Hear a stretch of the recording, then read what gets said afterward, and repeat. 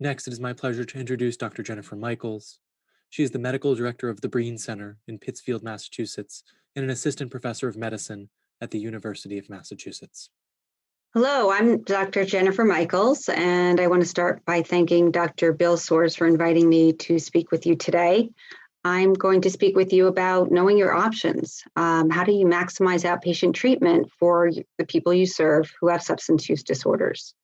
I want to start with just foundational information that addiction is a chronic, treatable, relapsing, and life-threatening brain disease. And I think it's useful for us to think about addiction as we think about something like diabetes or cardiac disease, that we can certainly change the course of these illnesses by working with patients, but we're most likely not going to cure them, and they probably will need long-term treatment. So some more information about successful transition to outpatient treatment. It's important to understand in your community the continuum of care. And usually the way we think about it is from most intensive or sometimes restrictive to least intensive, from inpatient to residential to outpatient services. We'll go over some of the outpatient services during this talk.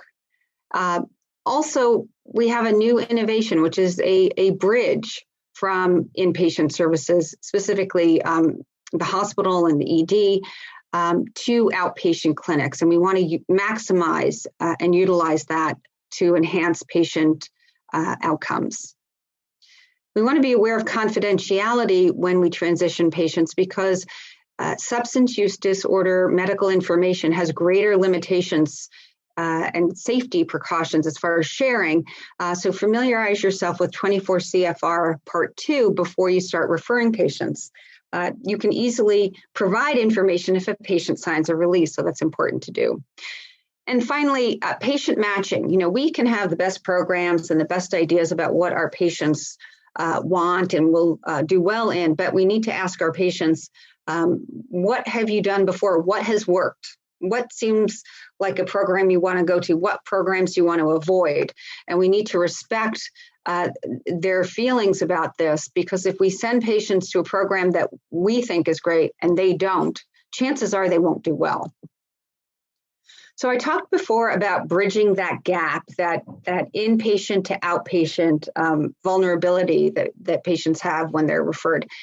Historically, we didn't do a very good job of this. Referral might have been handing the patient a piece of paper with a phone number and telling them to call to make an appointment. We know that addiction is a disease of ambivalence, and often, people are in crisis and they're not able to make that call, or they may end up using a substance instead of making a call. So we can use people to help bridge that gap, like recovery coaches. These are trained people, professionals who have had lived experience of substance use, who are now in recovery, who can meet people on the inpatient unit, in the ED, at a clinical stabilization unit, and help them make the phone calls, make the first appointment, bring them to the first appointment, bring them to a 12-step meeting, and increase the likelihood that people will engage.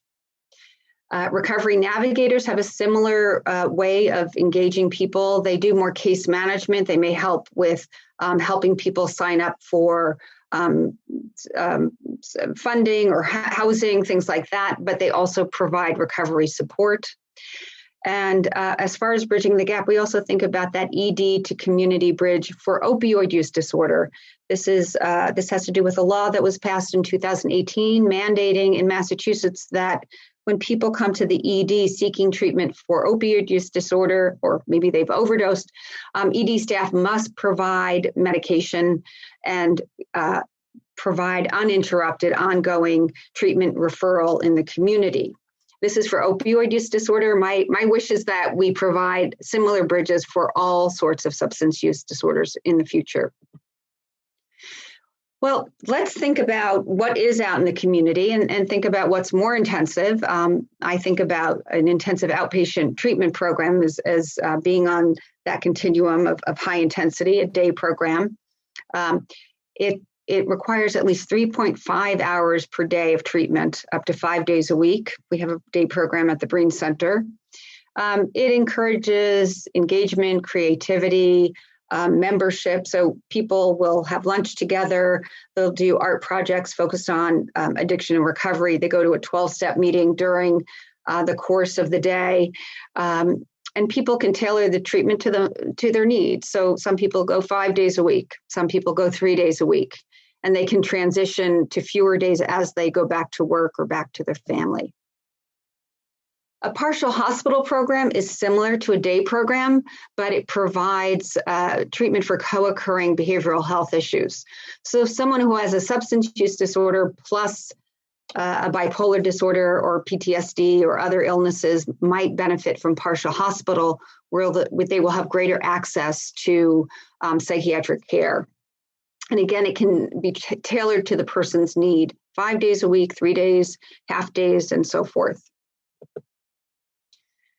It's important to make medication an arm of treatment, no matter what the patient is pursuing, because we want to treat people with a biopsychosocial, spiritual model of treatment, of care. Medication can be provided by an opioid treatment program. This is typically methadone, but now we know that methadone programs can also provide buprenorphine. Office-based opioid treatments, or OBOTs, provide buprenorphine and naltrexone in pill form or injectable formulations. Massachusetts also provides funding through the state opioid response so that people can get nursing support and recovery coaching as part of OBOT or OTP. And we don't want to forget medication for other substance use disorders. These are some of the most underutilized evidence-based treatments. Treatment for alcohol use disorders, medications for alcohol use disorders, and treat the co-occurring behavioral health issues. And if possible, bring in primary care into your circle so that patients who need treatment for diabetes, hypertension, hepatitis screening are getting the attention they need. There are a variety of evidence-based psychotherapies. I don't have the time to go into them, but just to highlight that psychoeducation is a wonderful way to help people gain information about the disease of addiction, helping people to realize they may have a bad disease, but they're not bad people, and to understand that this is a brain disease and that it requires treatment. Relapse prevention is a form of cognitive behavioral therapy, helping people identify triggers and developing a relapse prevention plan. Motivational interviewing, most of you have heard of. This is a way of, we say, meeting people where they're at in a non-judgmental way and helping them helping to elicit change talk, or for them to understand and voice their motivation or interest to create change. 12-step facilitation is helping people connect to 12-step meetings and supporting them as they engage that. DBT is another modality that has shown efficacy, and these various psychotherapies can happen in a group, individual, or family setting. There are multiple self-help groups. They're ubiquitous. They're free. You should investigate them. You can Google these various groups, but people should know they have options. AA and NA are the old gold standards, but there's also Refuge Recovery, Smart Recovery, Women for Sobriety. And again, there's that treatment matching that not everyone matches with AA, but maybe they can connect to Refuge, and people should have choices.